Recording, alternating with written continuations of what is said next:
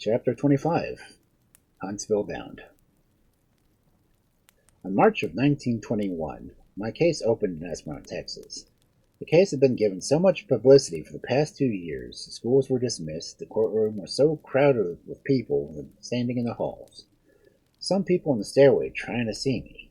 I had an ad in the paper for a woman to care about my sons. While I waited for an answer, I carried my 5 sons to the courtroom with me that day. Day after hot, sweltering day, I sat before curious onlookers, holding the children near me, trying to keep them quiet. Most of the time during the trial, when I sat and read the paper or played with the boys, I seldom caught the layman's turn for the shuffle. When Bailey Bingham brought me from Sterling City, we spent the night in Abiliene, and while I was in jail at the law firm Stinson, Chambers, Brooks, and Robinson came to me asking to represent me. If I had known then what I do now, I would have gone to the courtroom without a lawyer, and except one appointed by the state. They cleaned me out, and I still served my time. I was never allowed to stand. In fact, I refused to let me talk during the entire 3 trials in which I had been presented to me. I told Hoggett and Ussery over and over to admit nothing. Ussery did as told, and was given a suspended sentence. Hoggett got scared and told them 7 different stories. He told me later that when Bingham came to him each time, he'd say, "Hoggett, they didn't believe this story this time. Tell them another one." And he did. He got 2 years for his part in purgery.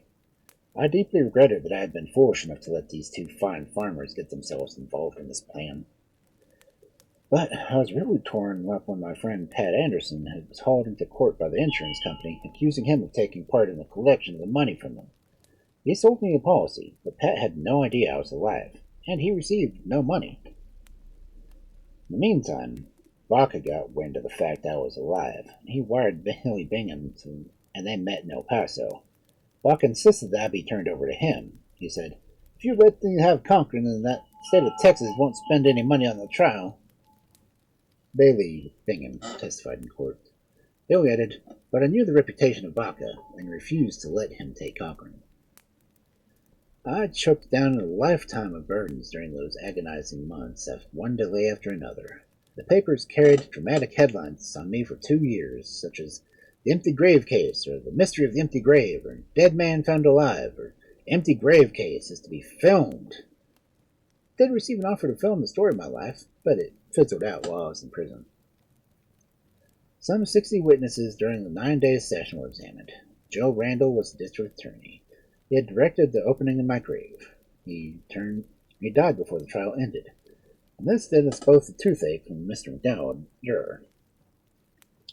I had 3 indictments against me: Southwestern Life of Dallas for $5,000, Modern Woodsman of America for $3,000, and Woodman of the World for $2,000. And at that time my land was valued at $15,000. The companies attached my land and filed suits against me.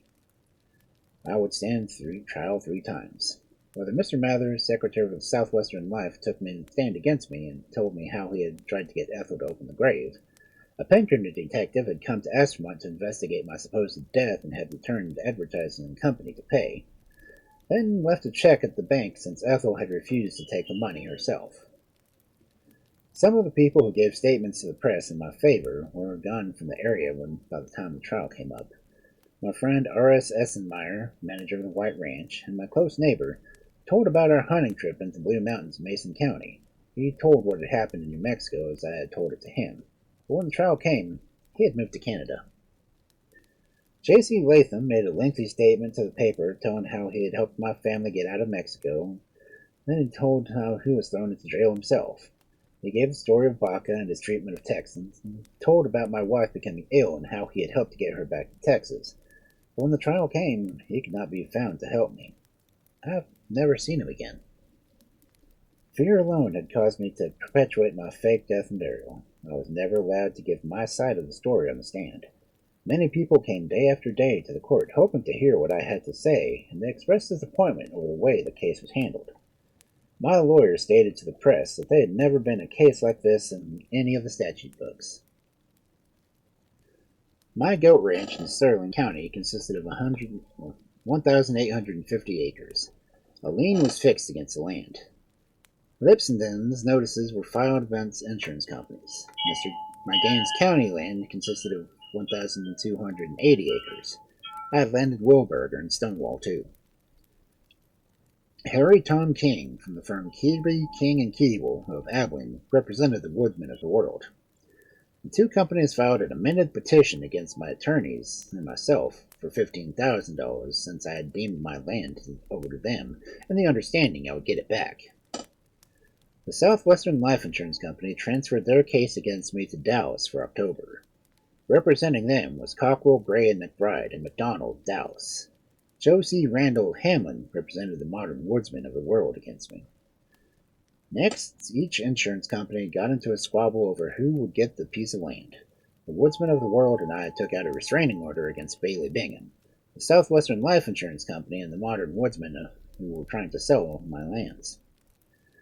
My lawyers promised the public that when the trial was really in motion, startling highlights about the case would be revealed. But on into 1922 it went, and I never made a statement. I was sentenced for 2 years, and my appeal was refused. While waiting for the decision, I met and married a fine woman named Bessie Boydston. She treated my 5 boys as if they were her own. I told her when I got out of Huntsville she would divorce me if she wanted to. But we had a good marriage and 2 fine children before she passed on. It was on a Wednesday in 1923 I was finally picked up and carried to prison to serve my time. I stayed overnight in the Tarrant County Jail while Bud Russell, penitentiary agent, picked up the other prisoners. At the time of all my troubles, I was a well-to-do man.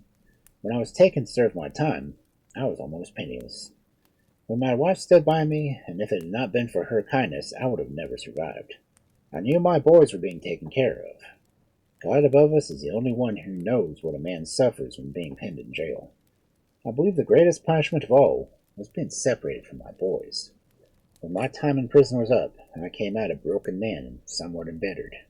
For an old cowboy who loved the open range as I did, prison life was a living hell. I served all my 2-year period, so I was told, and I was a model prisoner. My family suffered greatly as I was away. Out of the depths I cry to thee, Lord God, oh, hear my prayer.